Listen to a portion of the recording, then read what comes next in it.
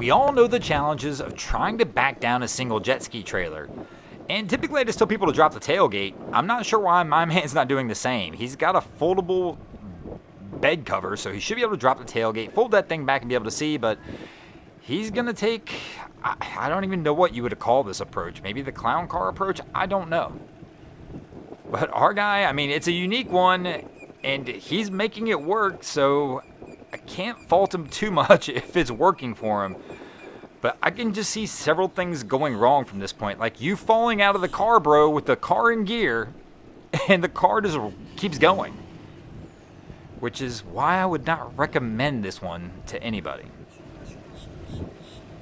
But our guy, they're going to keep at it.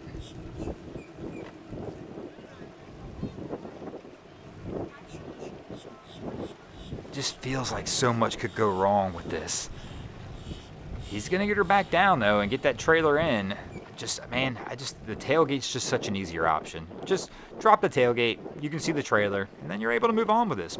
Welcome back, guys, to the greatest show on earth, and that is the Miami Boat Ramps channel. I'm your host, Broncos Guru, in collaboration with our boy Wavy Boats, and it's another Wavy Guru Productions back at the ramp, and today we are visiting Boynton Beach.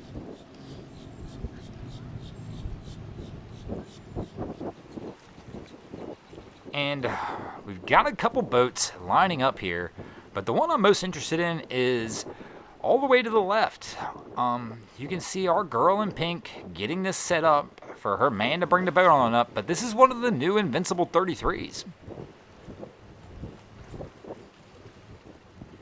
And she's trying to guide him. And Cap's doing his best to follow her instructions. Gotta be careful, though. She's panicking a little bit. When you start waving your hand that much, Cap's going to panic, too. And there we go. He gives a heavy brake check, and we're going to have to back out. Whenever you're giving somebody instructions on where the boat needs to be, you want to remain as calm as you can as well. I understand sometimes if you start to see they're off, they're approaching too fast, you feel like you got to tell them. But what winds up happening is if you're moving your hand too fast to one side, the Cap may feel like they're way more off than they really are. And it's going to cause some kind of rash reactions like we see here. And now he's got himself into a little bit of a situation. There's not a whole lot of room to work here.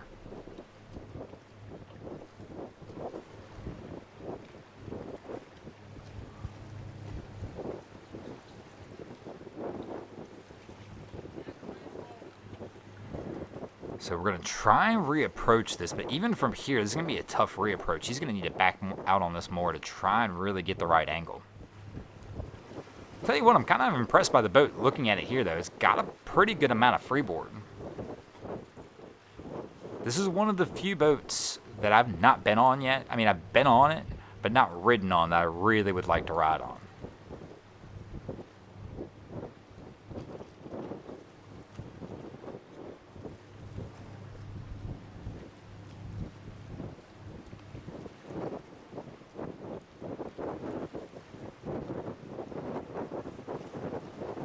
So our Cap's going to come wide and try and reapproach this one more time.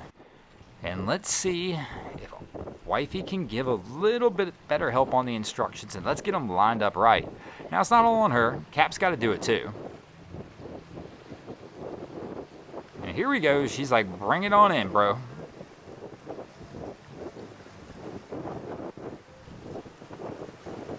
And they're on approach. Telling him, we're going both ways with the hand signals, though, and he's going to get them all mixed up again. And he kind of has it lined up, it looks like, right now. She's telling him to continue to come straight forward. And I think maybe we've got it on the trailer this time. This is a tough one, though. I mean, I've never personally tried putting a cat or even a well, no, I've put a pontoon boat on a trailer, but never a cat. And I know that they've got to sit on there just about right. There's probably a little less forgiveness on a cat than some other center consoles and flat bottom boats and stuff like that. And I could be wrong. If I am, let me know in the comments below.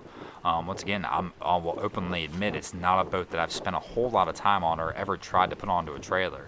But I just know when I watch these guys and these cats, sometimes they struggle a little bit. But you feel like with the motors being so wide, they should have excellent control of the vessel just with the power of the motors without even turning the wheel. And I think that's where I start to see people get a little messed up, is when I see them coming in and they're turning the wheel a bunch versus just using the throttle. So he's trying to finish powering it on, seeing if he can get this one buttoned up.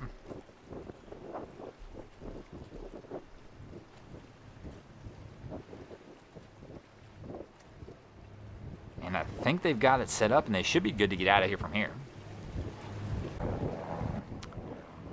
So our crews looks like they're ready for the pullout, but they've inspected this thing like a dozen times sitting here on the ramp. So they don't like something. I'm just not sure what it is they don't like. And he's back out of the truck again to look one more time.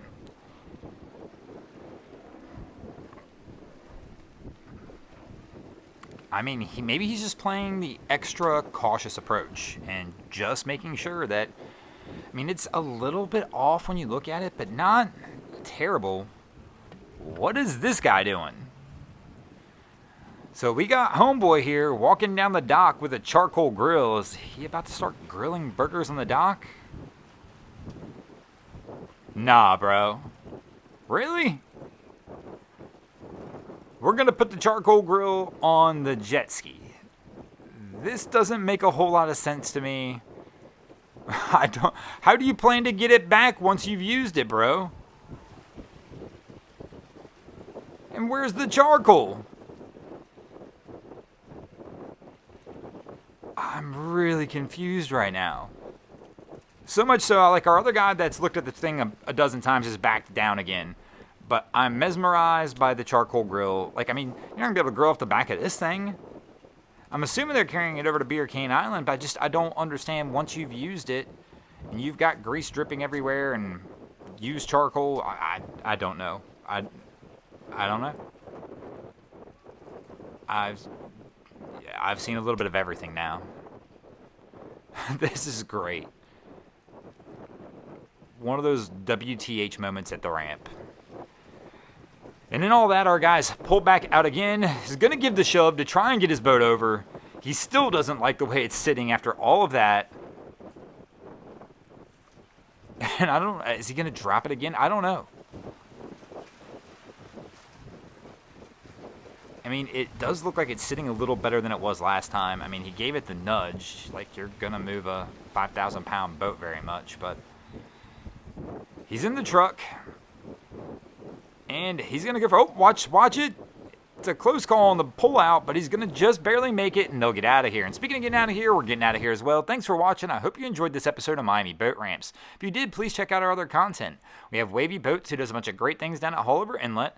My channel, Broncos Guru, we do some great comedy boating videos there as well. And of course, we've got Boats vs. Haulover, where man and machine take on Mother Nature down at Haulover Inlet. And if you haven't already, go ahead and drop an anchor on the subscribe button here.